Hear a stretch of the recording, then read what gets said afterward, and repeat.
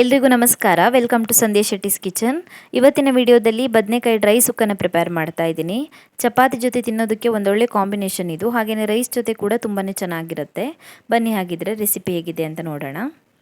ಬದನೆಕಾಯಿ ಡ್ರೈ ಸುಕ್ಕ ಮಾಡೋದಕ್ಕೆ ನಾನಿಲ್ಲಿ 4 ಮೀಡಿಯಮ್ ಸೈಜ್ ಬದನೆಕಾಯಿಗಳನ್ನು ಚೆನ್ನಾಗಿ ತೊಳೆದ್ಬಿಟ್ಟು ಕಟ್ ಮಾಡಿ ನೀರಿಗೆ ಹಾಕಿ ಇಟ್ಕೊಂಡಿದ್ದೀನಿ. ಈ ರೀತಿ ನೀರಿಗೆ ಹಾಕೊಳ್ಳೋದ್ರಿಂದ ಬದನೆಕಾಯಿಯಲ್ಲಿರುವ ಕಹಿ ಅಂಶ ಹೋಗುತ್ತೆ. ಒಂದು 5-10 ನಿಮಿಷ ಈ ರೀತಿ ನೀರಿಗೆ ಹಾಕಿಟ್ಕೊಳ್ಬೇಕು.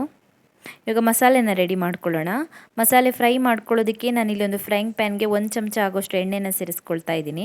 ಎಣ್ಣೆ ಚೆನ್ನಾಗಿ ಕಾದ ನಂತರ ಅದಕ್ಕೆ 5ರಿಂದ 6 ಬ್ಯಾಡಗಿ ಮೆಣಸಿನಕಾಯಿಗಳನ್ನು ಸೇರಿಸ್ಬಿಟ್ಟು ಚೆನ್ನಾಗಿ ಹುರ್ಕೊಳ್ಬೇಕು.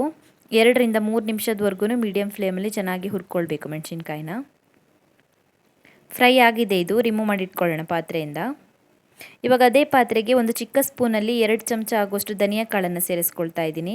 ಹಾಗೆಯೇ 1 ಚಮಚ ಆಗೋಷ್ಟು ಜೀರಿಗೆ, 1 ಚಮಚ ಆಗೋಷ್ಟು ಕಾಳುಮೆಣಸು, 2 ಚಿಟಿಕೆ ಆಗೋಷ್ಟು ಮೆಂತೆನ ಸೇರಿಸ್ಕೊಳ್ಳಿ. ಇದನ್ನು ಕೂಡ 2 ನಿಮಿಷದವರೆಗೂ ಮೀಡಿಯಮ್ ಫ್ಲೇಮಲ್ಲಿ ಚೆನ್ನಾಗಿ ಫ್ರೈ ಮಾಡ್ಕೊಳ್ಳಿ. ಫ್ರೈ ಆಗಿದೆ ಇದು. ಮಸಾಲೆ ಐಟಮ್ಸ್ ಎಲ್ಲ ಚೆನ್ನಾಗಿ ಫ್ರೈ ಆಗಿದೆ. ಇದು ಪೂರ್ತಿಯಾಗಿ ತಣದ ಮೇಲೆ ಒಂದು ಮಿಕ್ಸಿ ಜಾರಿಗೆ ಸೇರಿಸ್ಬಿಟ್ಟು ಪುಡಿ ಮಾಡಿ ಇಟ್ಕೊಳ್ಬೇಕು. ಮಸಾಲೆ ಐಟಮ್ಸ್ನ ಪುಡಿ ಮಾಡಿ ಇಟ್ಕೊಂಡಿದ್ದೀನಿ. ಇವಾಗ ಒಂದು ಫ್ರೈಂಗ್ ಪ್ಯಾನ್ಗೆ 5ರಿಂದ 6 ಚಮಚ ಆಗೋಷ್ಟು ಎಣ್ಣೆನ ಸೇರಿಸ್ಕೊಳ್ಬೇಕು. ಎಣ್ಣೆ ಚೆನ್ನಾಗಿ ಕಾದ ನಂತರ ಅದಕ್ಕೊಂದು ಸ್ವಲ್ಪ ಕರಿಬೇವಿನ ಎಲೆಗಳನ್ನು ಸೇರಿಸ್ಕೊಳ್ಳಿ. ಹಾಗೆಯೇ 5ರಿಂದ 6 ಜಜ್ಜಿರುವಂಥ ಬೆಳ್ಳುಳ್ಳಿ, ಒಂದು ದೊಡ್ಡ ಸೈಜ್ನ ಈರುಳ್ಳಿನ ಕಟ್ ಮಾಡಿಬಿಟ್ಟು ಸೇರಿಸ್ಕೊಂಡಿದ್ದೀನಿ. ಚಿಕ್ಕ ಈರುಳ್ಳಿ ಆದರೆ 2 ಈರುಳ್ಳಿನ ಸೇರಿಸ್ಕೊಳ್ಬೋದು. ನಾನು ಒಂದು ದೊಡ್ಡ ಸೈಜ್ನ ಈರುಳ್ಳಿನ ಸೇರಿಸ್ಕೊಂಡಿದ್ದೀನಿ. ಚೆನ್ನಾಗಿ ಫ್ರೈ ಮಾಡ್ಕೊಳ್ಬೇಕು. 2 ನಿಮಿಷದವರೆಗೂ ಚೆನ್ನಾಗಿ ಫ್ರೈ ಮಾಡ್ಕೊಳ್ಬೇಕು. ಈರುಳ್ಳಿ ಸಾಫ್ಟ್ ಆಗೋವರೆಗೂ ಫ್ರೈ ಮಾಡ್ಕೊಳ್ಬೇಕು. ಈರುಳ್ಳಿ ಫ್ರೈ ಆದ ನಂತರ ನಾವು ನೀರಿಗೆ ಹಾಕಿಟ್ಕೊಂಡಿರುವಂಥ ಬದನೆಕಾಯಿನ ಸೇರಿಸ್ಕೊಳ್ಳೋಣ. ಬದನೆಕಾಯಿನ ಜಾಸ್ತಿ ದೊಡ್ಡ ಸೈಜಾಗಿ ಕಟ್ ಮಾಡ್ಕೊಳ್ಳೋದು ಬೇಡ, ಮೀಡಿಯಮ್ ಸೈಜಾಗಿ ಕಟ್ ಮಾಡ್ಕೊಳ್ಳಿ. ಇದಕ್ಕೆ ಒಂದು 1/4 ಚಮಚ ಆಗೋಷ್ಟು ಅರಿಶಿಣ ಪುಡಿನ ಸೇರಿಸ್ಕೊಳ್ತಾ ಇದ್ದೀನಿ. ಹಾಗೆಯೇ ರುಚಿಗೆ ತಕ್ಕಷ್ಟು ಉಪ್ಪನ್ನು ಸೇರಿಸ್ಕೊಳ್ಬೇಕು. ಬದನೆಕಾಯಿ ಬೇಯೋದಕ್ಕೆ ಎಷ್ಟು ಉಪ್ಪು ಬೇಕಾಗುತ್ತೋ ಅಷ್ಟು ಉಪ್ಪನ್ನು ಸೇರಿಸ್ಕೊಳ್ಬೇಕು. ಮಿಕ್ಸ್ ಮಾಡ್ಕೊಳ್ಳಿ ಚೆನ್ನಾಗಿ. ಸ್ವಲ್ಪನೂ ನೀರು ಸೇರಿಸಬಾರ್ದು. ಮುಚ್ಚಳನ ಮುಚ್ಚಿಬಿಟ್ಟು ಬದನೆಕಾಯಿ ಸಾಫ್ಟ್ ಆಗೋವರೆಗೂ ಬೇಯಿಸ್ಕೊಳ್ಳೋಣ. ಚೆನ್ನಾಗಿ ಬೇಯಿಸ್ಕೊಂಡಿದ್ದೀನಿ. ಬದನೆಕಾಯಿ ಬೆಂದ್ಬಿಟ್ಟು ಸಾಫ್ಟ್ ಆಗಿದೆ. ಒಂದ್ಸಲ ಹಾಗೆಯೇ ಮಿಕ್ಸ್ ಮಾಡ್ಕೊಳ್ಳಿ. ಮಿಕ್ಸ್ ಮಾಡ್ಕೊಂಡ ನಂತರ ಇದಕ್ಕೆ ತೆಂಗಿನಕಾಯಿ ತುರಿನ ಸೇರಿಸ್ಕೊಳ್ಬೇಕು.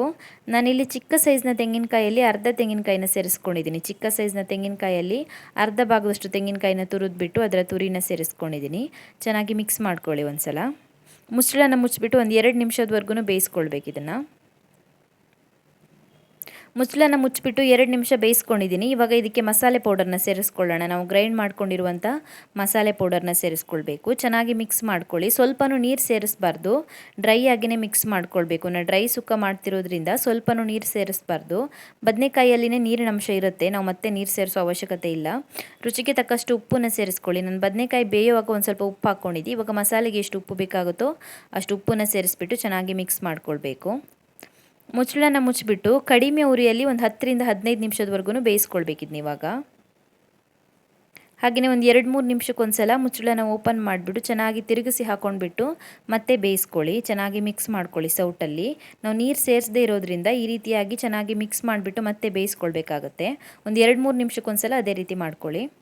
ನಾನೊಂದು 15 ನಿಮಿಷ ಬೇಯಿಸ್ಕೊಂಡಿದ್ದೀನಿ. 15 ನಿಮಿಷದವರೆಗೂ ಕಡಿಮೆ ಉರಿಯಲ್ಲಿ ಬೇಯಿಸ್ಕೊಂಡಿದ್ದೀನಿ.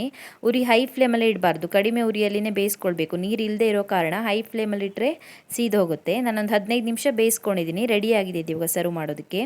ತುಂಬಾ ರುಚಿಯಾಗಿ ಬರುತ್ತೆ. ಚಪಾತಿ ಜೊತೆ ತಿನ್ನೋದಕ್ಕೆ ತುಂಬಾ ಚೆನ್ನಾಗಿರುತ್ತೆ. ಹಾಗೆಯೇ ರೈಸ್ ಜೊತೆಗೂ ಕೂಡ ತುಂಬಾ ಚೆನ್ನಾಗಿರುತ್ತೆ. ರೈಸ್ ಜೊತೆಗೂ ಕೂಡ ಒಂದೊಳ್ಳೆ ಕಾಂಬಿನೇಷನ್ನು. ನೀವು ಕೂಡ ಟ್ರೈ ಮಾಡಿ ಮನೆಯಲ್ಲಿ. Thank you for watching my video. ನಿಮಗೆ ಈ ವಿಡಿಯೋ ಇಷ್ಟವಾಗಿದ್ದರೆ ವಿಡಿಯೋಗೊಂದು ಲೈಕ್ ಕೊಡಿ. ಹಾಗೆಯೇ ಕಮೆಂಟಲ್ಲಿ ತಿಳಿಸಿ ಹೇಗಿದೆ ಅಂತ. ನೀವು ನನ್ನ ಚಾನಲ್ಗೆ ಇನ್ನೂ ಸಬ್ಸ್ಕ್ರೈಬ್ ಮಾಡಿಲ್ಲ ಅಂದರೆ ಇವಾಗಲೇ ಸಬ್ಸ್ಕ್ರೈಬ್ ಮಾಡ್ಕೊಳ್ಳೋದನ್ನು ಮರಿಬೇಡಿ.